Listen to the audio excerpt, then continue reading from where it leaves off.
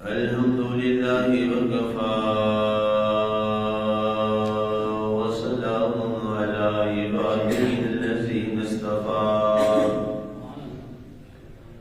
خصوصا على سيد ولد آدم محمد المصطفى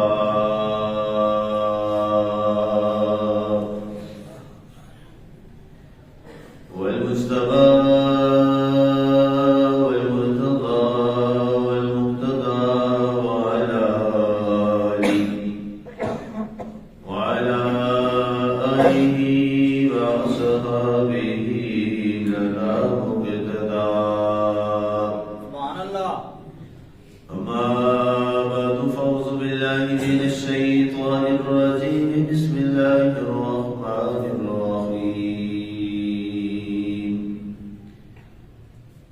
سبحان الذي أسرى بعبده ليلا من المسجد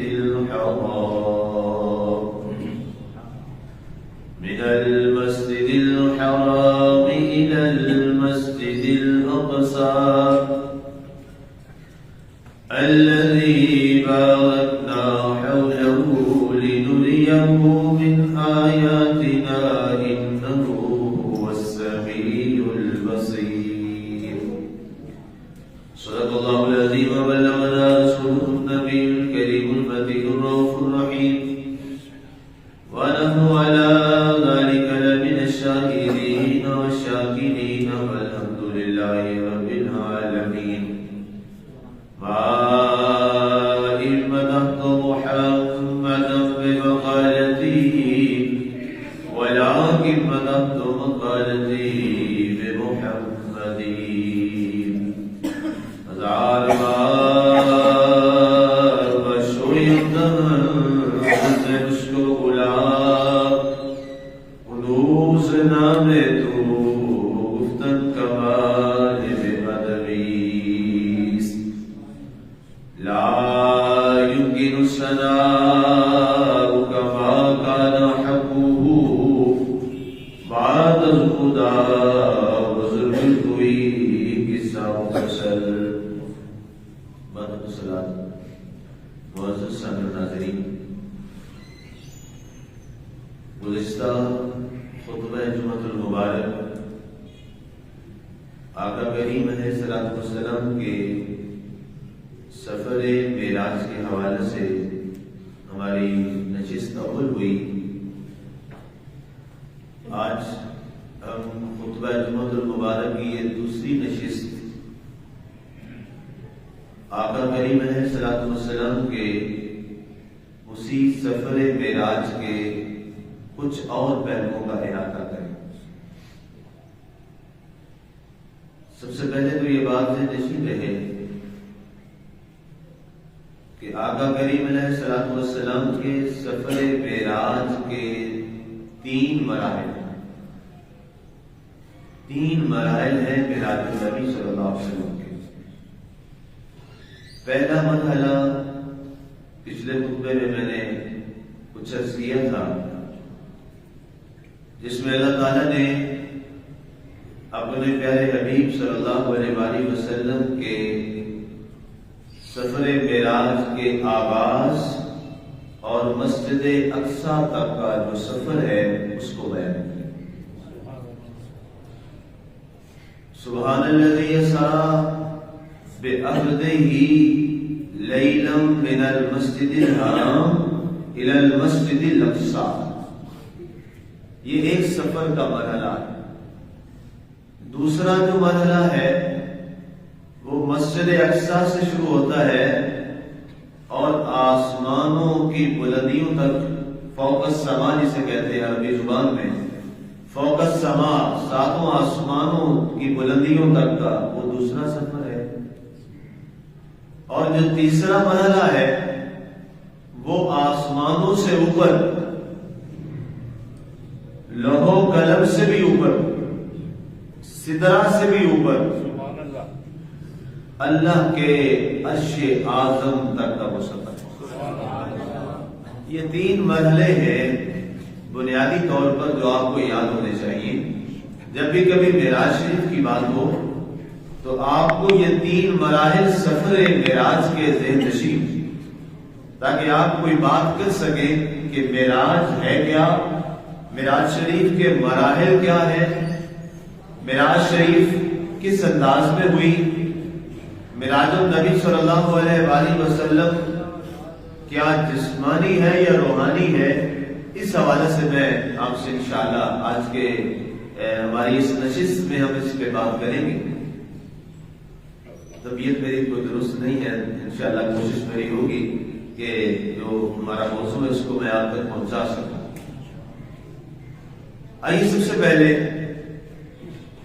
یہ بات نشین کر لیجئے،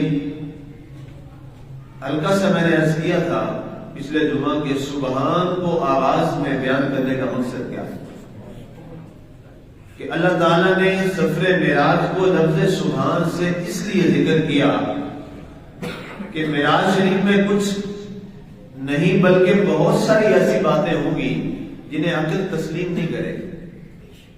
ظاہر ہے عقل جو ہے یہ محدود ہے، ہماری سوچ محدود ہے، ہماری عقل کے گھوڑے ایک مخصوص مقام تک تو دوڑ سکتے ہیں، اس سے آگے نہیں جا سکتے، کیونکہ ظاہر ہے انسان کی عقل ہے، لیکن اللہ تعالیٰ کی ذات حدوں سے بھی پاک ہے، وہ قیود سے بھی پاک ہے، وہ سمت سے بھی پاک ہے، وہ کسی باؤنڈری یا سرکل سے بھی پاک ہے، وہ کسی حد سے اور محدودیت سے بھی پاک ہے۔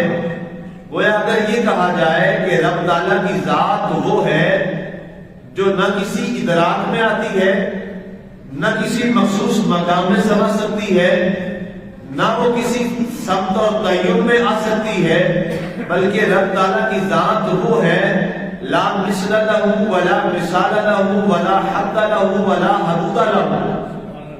اللہ کی ذات وہ ہے جس کا نہ مثل ہے، نہ مثال ہے، نہ حد ہے، نہ حدود ہے، نہ قیود ہے، ازل سے ہے، ابد تک رہے گی۔ جب کچھ نہیں تھا تب بھی ذات خدا تھی، جب کچھ نہیں ہوگا پھر بھی ذات خدا ہوگی۔ تو اس لیے ہماری عقل تو بڑی محدود ہے۔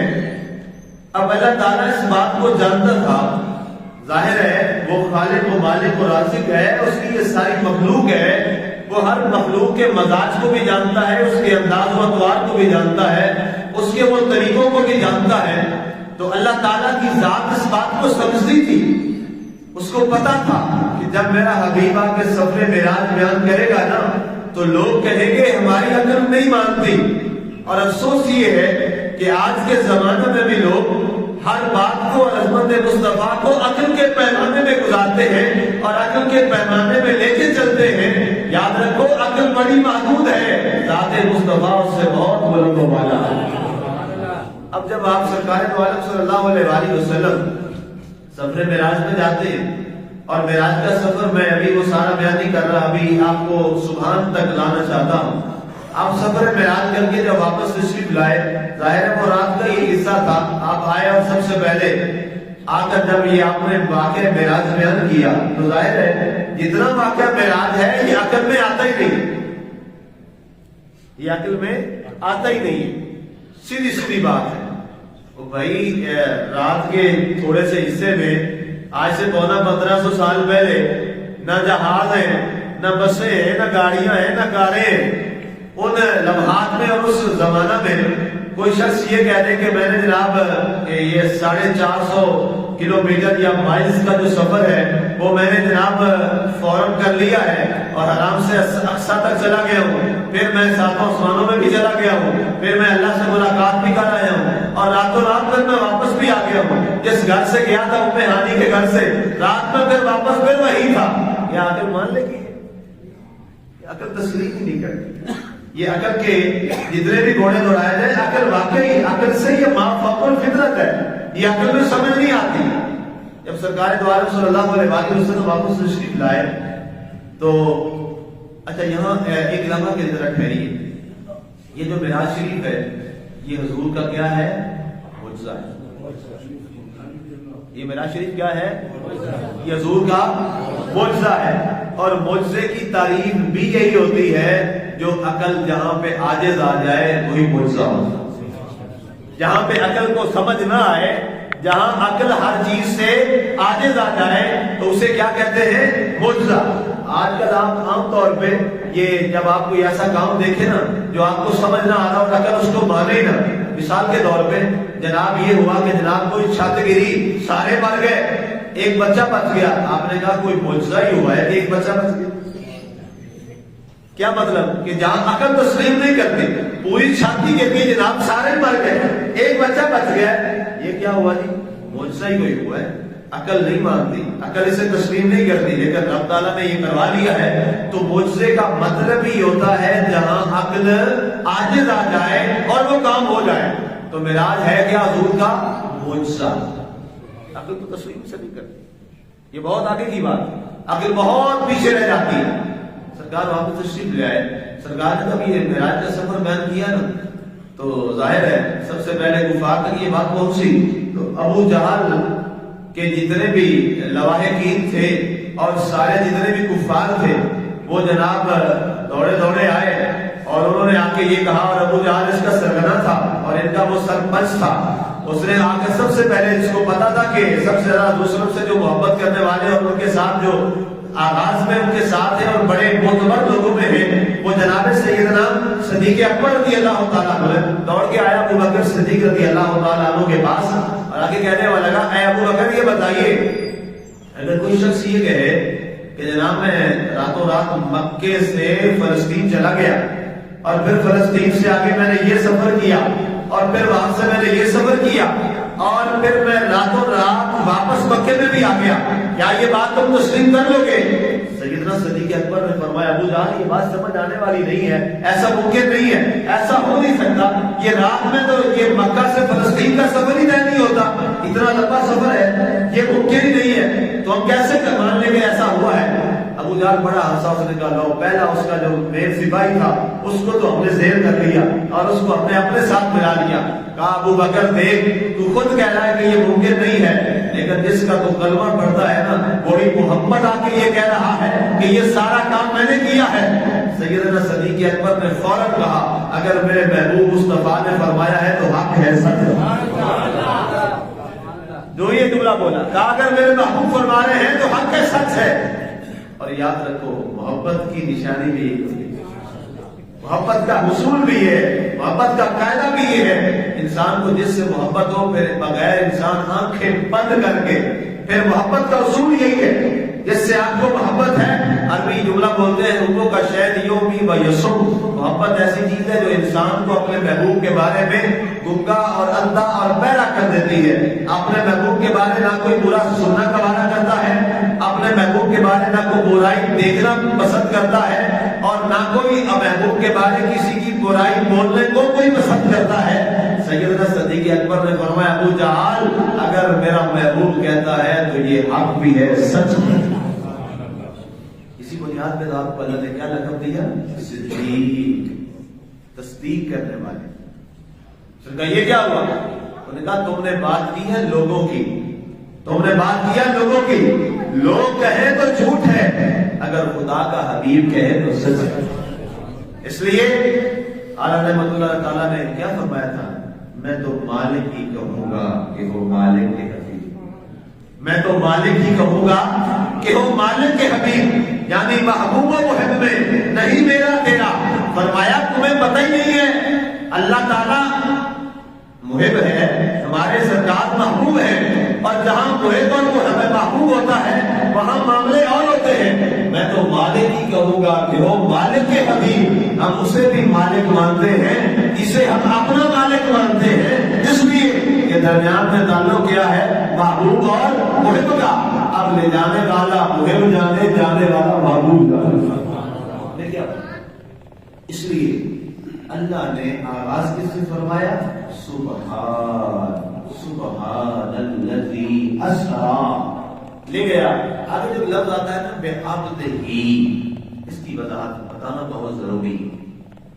اللہ نے فرمایا پاک ہے وہ ذات جو سیر پہ لے گیا اپنے عبد کو، اپنے عبد کو. عبد کہتے ہیں بندے کو. عبد الرسول، عبداللہ، عبد الرحمان، رحمان کا بندہ، عبداللہ اللہ کا بندہ. عربی میں عبد کسے کہتے ہیں؟ بندے کو. آپ بھی عبد ہیں، میں بھی عبد ہوں، جتنے انسان ہیں سارے کیا ہیں؟ عبد ہیں. اب اللہ تعالیٰ نے اپنے نبی صلی اللہ علیہ وسلم کو جب بھی خطاب فرمایا ہے، کبھی فرمایا یا ایھا الرسول، کبھی فرمایا یا ایھا النبی. یہ دو بڑے ہیں خطاب ہیں، اور قرآن میں سب سے زیادہ جو خطاب آیا ہے وہ یہی ہے، یا ایھا الرسول اور یا ایھا النبی. لیکن جب معراج کی بات آئی، یہاں نہ یہ فرمایا سبحان اللہ سے یا سرا لعب رسول ہی یا یہ نبی ہی، یہ نہیں فرمایا، بلکہ کیا فرمایا؟ سبحان اللہ سے یا سرا بے عبد ہی. پاک ہے وہ ذات جو سیر پہ لے گئی اپنے بندے کو. اچھا، اس کی وضاحت مفسرین نے بڑی مزیدار کی، بڑی دلچسپ ہے. وہ کہتے ہیں عبد کہتے ہیں روح اور جسم. جیسے آپ ہم بیٹھے ہم عبد ہیں اس لیے کہ ہمارے اندر روح بھی ہے، جسم بھی ہے. جب روح اور جسم دو ملتے ہیں تو اسے کیا کہتے ہیں؟ عبد. روح اور جسم کا مجموعہ کیا کہلاتا ہے؟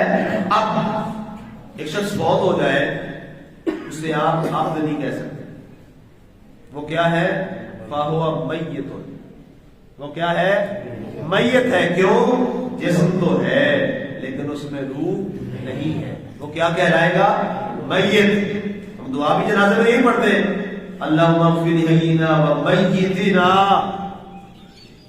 جب نیت کرتے ہیں 4 تکبیر نماز جنازہ فرض کفایہ، ثنا اللہ کے لیے، درود و سلام سرکار کے لیے، اور دعائیں واسطے حاضر میت کے، ہم یہ نیت کرتے ہیں. اب وہ عبد نہیں ہم کہتے، یا اس کا نام نہیں لیتے، یا اس کی کوئی قوم نہیں لیتے. اب نام بھی ختم ہو گئے، ساری پہچانیں بھی ختم ہو گئی. بڑا کوئی ہوتا ہے وہ بھی ختم ہو گیا. بادشاہ تھا، وزیر تھا، مشیر تھا، گورنر تھا، جنرل تھا، بھلے تھا زندگی میں. اب ہو گیا فوت. اب کوئی ساتھ سٹار نہیں ہے، اب کوئی ساتھ تمغہ نہیں ہے. اب کیا ہے؟ میت. دعا واسطے حاضر اس میت کے. اب یہ میت ہے، روح نہیں. جسم ہے، چارپائی پہ ہے مگر روح نہیں ہے. تو کیا ہے؟ عبد نہیں ہے، میت ہے. اسی طرح روح ہے مگر جسم نہیں ہے. تو یہ بھی ہم کیا کہتے ہیں؟ یہ روحانیت کی ایک تقسیم ہے، اسے آپ عبد نہیں کہہ سکتے.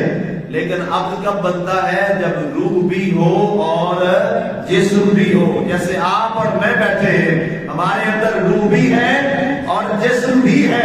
اس لیے ہم کیا ہیں؟ ہم عبد ہیں. اللہ نے فرمایا پاک ہے وہ ذات جو سیر پہ لے گیا اپنے بندے کو. اب اس کا مقصد کیا تھا؟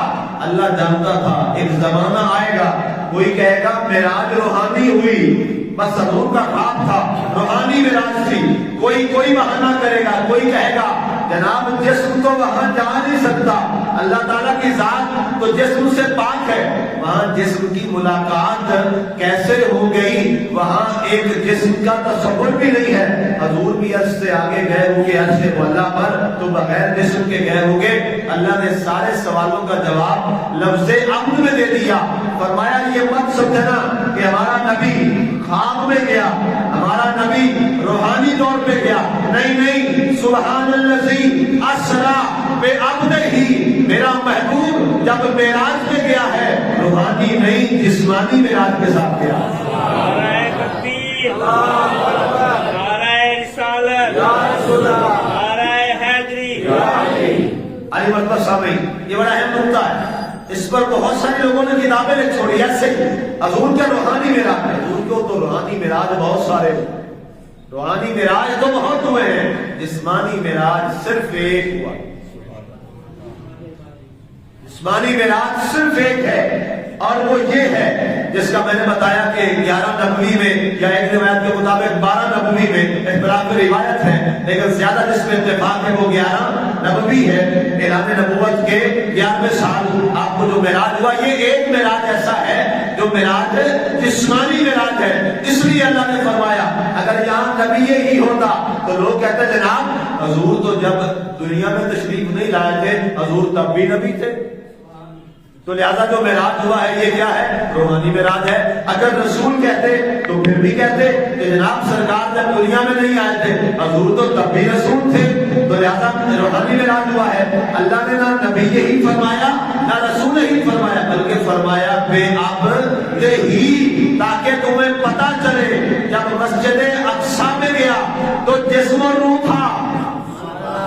ہاں کوئی یہ نہ کہے کہ نبیوں کی جو امامت کروائی تھی حضور کا جسم نہیں تھا، روحانی جماعت تھی، نہیں، حضور جب جماعت کروا رہے تھے حضور کا جسم اطہر بھی تھا، روح مبارک بھی تھا۔ وہاں سارے نبی وہاں موجود تھے، حضور جسم کے ساتھ تھے، جسم اطہر کے ساتھ تھے، اپنے ذاتی وجود کے ساتھ تھے۔ اور یہاں بھی ایک اہم نقطہ سماعت کر لیجیے، وجہ کیا تھی؟ اللہ مسجد اقصی سے حرام، مسجد حرام سے مسجد اقصی کیوں لے گیا؟ کیا مسجد حرام سے سیدھا نہیں لے جا سکتا؟ جو اتنا دور ادھر لے گیا ہے وہاں سے اوپر آسمانوں کا راستہ نہیں تھا مسجد حرام سے، بلکہ یہ تو مرکزی جگہ ہے، جو خانہ کعبہ ہے نا جی، یہ پوری دنیا کا مرکز ہے، یہ پوری دنیا کا سینٹر ہے، تو سینٹر سے جا سکتے تھے، مسجد حرام سے مسجد اقصی کیوں لے گئے؟ اس کی دو وجوہات لکھی ہیں مفسرین، بڑی پیاری۔ ان کا نمبر 1، مسجد اقصی اللہ اس لیے لے گیا کہ اس سے پہلے آقا کریم علیہ الصلوۃ والسلام کبھی بھی مسجد اقصی تشریف نہیں لے گئے۔ ظاہری طور پر سرکار اس سے پہلے کبھی بھی آپ مسجد اقصی تشریف نہیں لے گئے تھے، لیکن کئی عرب لوگ جو ہیں وہ مسجد اقصی گئے تھے، انہیں پتا تھا۔ اور جب سرکار واپس تشریف لے آئے نا اور سرکار نے اعلان فرمایا معراج شریف کے سفر کا، اور آپ نے فرمایا میں مسجد حرام سے مسجد اقصی تک گیا، تو کافر کھڑے ہو، ان کا ہم ابھی پتہ کر رہے ہیں مسجد اقصی حضور صلی اللہ علیہ وسلم نہیں گئے اپنی حیات طیبہ میں، ان کا ابھی پتہ کر لیتے ہیں۔ ایک کافر اٹھا، اس نے کہا بتائیں مسجد اقصی کے ستون کتنے؟ اللہ، حالانکہ ہم روزانہ بھی جس مسجد میں آتے ہیں نا تو کوئی وہاں سے پوچھ رہے ہیں اس مسجد کے پلر کتنے ہیں، تو بندے کو نہیں یاد ہوتا، مطلب اس پہ تو غور نہیں کرتا، لیکن یہ سوال بڑا اہم تھا۔ انہوں نے کہا اس کے ستون کتنے؟ سرکار دو عالم صلی اللہ علیہ وسلم نے آپ نے فرمایا پورا نقشہ اپنے سامنے رکھا، فرمایا دائیں طرف درمیان جو بنا ہوا ہے معراج شریف، اس معراج شریف اس سے دائیں اتنے ستون ہیں، بائیں اتنے ستون ہیں، اس کی صفحے یہ ہے، اس کا نقشہ یہ ہے۔ سرکار نے بیان کرنا شروع کر دیا، سرکار نے پورا نقشہ بیان کیا۔ اس وقت وہ بڑا شرمندہ ہوا، اس نے کہا اب مان لو، کیونکہ اس سے پہلے حضور کبھی گئے نہیں، میں نے مسجد اقصی دیکھی ہوئی ہے، بالکل یہی نقشہ مسجد اقصی، اس لیے فرمایا اب یقین ہو گیا۔ آدھے تو یہی مسلمان ہو گئے، آدھوں نے تو یہی پہ کلمہ پڑھ لیا کہ واقعی ہم جانتے ہیں سرکار حضرت عبداللہ کے گھر میں پیدا ہوئے، اس کے بعد سرکار کبھی مسجد اقصی میں گئے ہی نہیں ہیں، اور سرکار سے ہم نے ایک جو سوال اس نے پورے سوالات پوچھے مسجد اقصی کے بارے میں، سرکار نے ایک سوال کا جواب عطا فرمایا۔ جب سارے جواب مکمل ہو گئے اس نے کہا سب سے پہلے میں گواہی دیتا ہوں محمد عربی جو فرما رہے ہیں سچ فرما رہے ہیں۔ ایک تو یہ وجہ تھی، اور دوسری وجہ بڑی اہم وجہ ہے، وہ وجہ یہ ہے کہ اللہ تعالیٰ نے جب سارے انبیاء کی روحوں کو جمع فرمایا تھا، جسے وعدہ الست کہا جاتا ہے، قرآن میں وہ وعدہ ذکر ہے باقاعدہ، الست بربکم والا وعدہ، اسے علماء وعدہ الست کہتے ہیں۔ جب وعدہ الست لیا تھا تو اللہ نے سارے نبیوں کی روحوں سے وعدہ لیا تھا، اور اس وعدے کے بعد اللہ نے سب کو منصب نبوت سے نوازا تھا۔ یہ بھی عقیدہ ہے ہمارا کہ جس نبی کو جو نبوت ملی ہے وہ صدقہ بے محمد مصطفیٰ صلی اللہ علیہ وسلم، یہ ہمارا عقیدہ ہے۔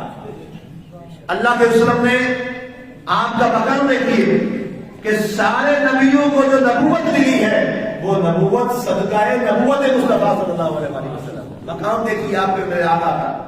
تو جب اللہ تعالیٰ نے وہاں پر اپنے پیارے حبیب، لوگ پوچھتے ہیں نا جی یہ میلاد کی کوئی دلیل دو، یا یہ جو میلاد کا جلسہ ہوتا ہے، عظمت مصطفیٰ کا جو جلسہ ہوتا ہے، یہ کیا قرآن و حدیث سے ثابت ہے یا کبھی صحابہ نے بنایا ہے؟ اب مجھے اگر آپ اجازت دیں تو میں اس کی وضاحت ایک آدھے منٹ میں کر دوں اور میں یہ آپ کے سامنے رکھوں. لوگ تو یہاں پہنچتے ہیں نا جی کہ کیا صحابہ نے میلاد کا جلسہ کیا ہے کہ نہیں کیا، یا صحابہ نے عظمت مصطفیٰ کا جلسہ کیا ہے کہ نہیں کیا؟ ارے یہ جلسہ تو سب سے پہلے تیرے اور میرے خدا نے کیا. یہ جلسہ عظمت مصطفیٰ نہیں تھا تو اور کیا تھا؟ آقا کی ذات، آپ کی روح مبارک، آپ وہاں موجود ہیں اور سارے انبیاء کی ارواح موجود ہیں. رب نے فرمایا اے میرے نبیوں، کیا تم میرے حبیب صلی اللہ علیہ وسلم کا اگر زمانہ پاؤ تو تم نے کیا کرنا ہے؟ قرآن کے الفاظ لَتُؤْمِنُنَّ بِهِ وَلَتَنصُرُنَّهُ، اگر تمہیں میرے محبوب کا زمانہ مل جائے میرے نبی پر ایمان بھی لے آنا ہے، اس کی مدد بھی فرمانا. یہ اللہ وعدہ لے رہا ہے کس سے؟ اپنے حبیب پاک سے. اور اس کے بعد تمام نے کہا اے ہمارے آقا و مولا خالق و مالک و رازق، اگر ہمیں زمانہ مصطفیٰ نصیب ہو گیا ہم ان پر ایمان بھی لے آئیں گے اور ان کی مدد بھی کریں گے. لیکن معاملہ کیا ہوا؟ اللہ نے سارے نبیوں کو پہلے بھیج دیا. ظاہر ہے جو ختم نبوت کا تاج تھا وہ تو صرف تیرے اور میرے حبیب کے سر پہ وہ تو کسی اور کے سر پہ نہیں آنا تھا. ختم نبوت کا تاج وہ تو آقا پہ آنا تھا. اور ظاہر ہے پہلے تو وہ آ نہیں سکتے تھے. اگر آقا کے بعد کوئی اور نبی آ جاتا یا رسول آ جاتا اس کو نبوت مل جاتی تو پھر ختم نبوت کیا رہ جاتی. اب نبی تو سارے کے سارے جتنے بھی ہیں آقا سے پہلے آ چکے. سب سے آخری نبی سرکار سے پہلے، انہیں سیکنڈ لاسٹ کہہ سکتے ہیں آپ انگریزی زبان جلدی آسانی سے سمجھنے کے لیے، وہ ہے حضرت عیسیٰ علیہ السلام. وہ آ گئے اور آخر میں آقا تشریف لائے. اب ظاہر ہے وہ جو وعدہ الست ہوا تھا وہ ابھی پورا نہیں ہوا. چلے عیسیٰ علیہ السلام کا تو پورا ہو جائے گا کہ وہ تشریف لے آئیں گے. باقی نبیوں کا، ان کا کیا؟ انہوں نے بارگاہ خدا میں عرض کی مولا ہمیں کوئی موقع دے کہ ہم بھی تیرے اس پیارے حبیب حضرت سیدنا محمد رسول اللہ صلی اللہ علیہ وآلہ وسلم کے ایمان لانے والوں میں ہمارا بھی نام آ جائے. یہ ذرا غور کرو مسلمانوں، کتنے ہم خوش نصیب ہیں. اللہ نے ہمیں آقا کا امتی بنایا ہے. جس کا امتی بننے کی تمنا اور خواہش کون کر رہے ہیں؟ اللہ کے نبی اور رسول کر رہے ہیں. اگر ہم صرف اللہ کے اس ایک احسان کا ساری زندگی سارے سجدے میں ڈال کے ہم اس کا اگر ہم شکر ادا کرتے رہیں تو اس ایک احسان کا بھی شکر ہم ادا نہیں کر سکتے کہ اس محبوب کا ہمیں امتی بنایا ہے.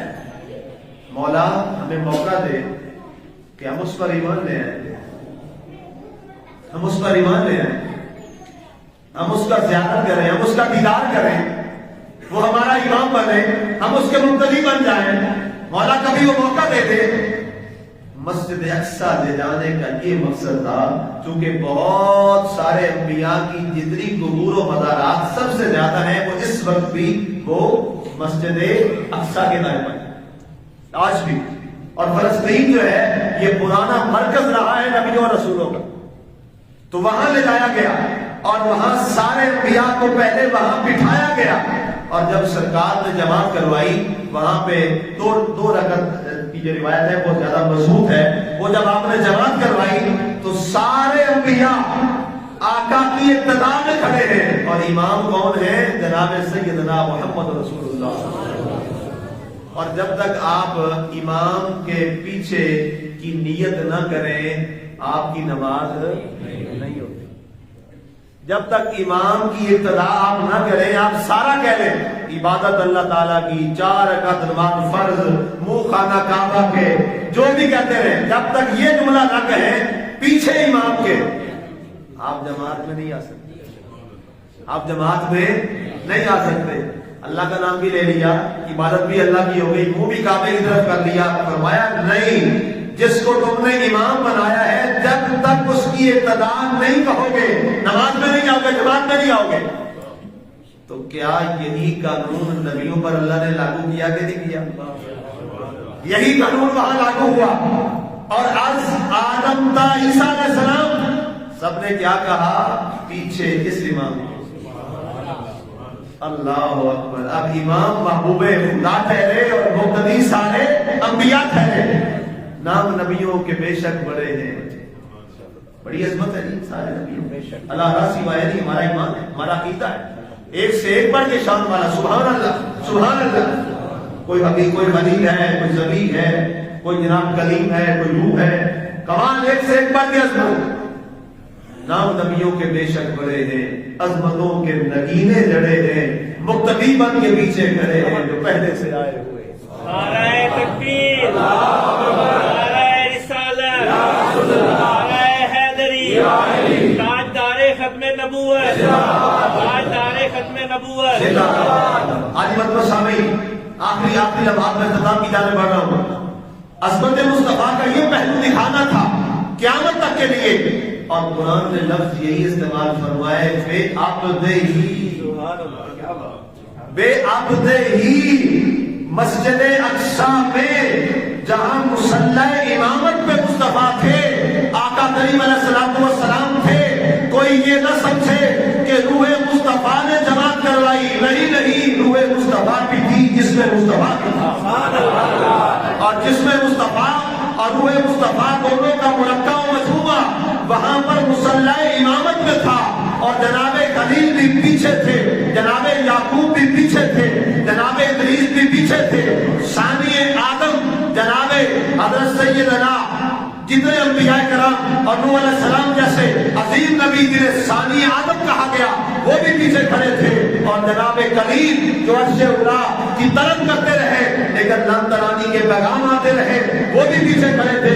اللہ نے فرمایا آج وہ وعدہ رزق اے نبیوں تم سے پورا کروا رہا ہوں. تم نے تمنا کی تھی ہمیں اس نبی پر ایمان لانے کا موقع مل جائے. آج تم نے پیچھے کھڑے ہو کے یہ جماعت میں کھڑے ہو کے سب نے یہ اقرار کیا ہم تیرے محبوب پر ایمان لے آئے. علیمت و سامعین یہ سفر معراج، اس میں لفظ ابدیت پر بات ہوئی. ابھی ایک مرحلہ جو ہمارا ہے وہ بھی باقی ہے. اس میں انشاءاللہ گزشتہ سالوں کی طرح انشاءاللہ پیر والے دن سالانہ جو ہماری محفل جشن میلاد النبی صلی اللہ علیہ وسلم ہوتی ہے، انشاءاللہ وہ پیر والے دن بعد نماز عشاء انشاءاللہ مسجد حاضہ میں ہوگی. اور رسم روایت انشاءاللہ آپ کے لیے لنگر مصطفی صلی اللہ علیہ وسلم کا بھی اہتمام ہوگا. اور انشاءاللہ تسبیح نماز جو ہے انشاءاللہ وہ بھی انشاءاللہ پڑھائی جائے گی. اللہ تعالی ہمیں اس معراج، اس سفر کے صدقے میں آقا کی محبت نصیب فرمائے. وعلینا الا البلاغ.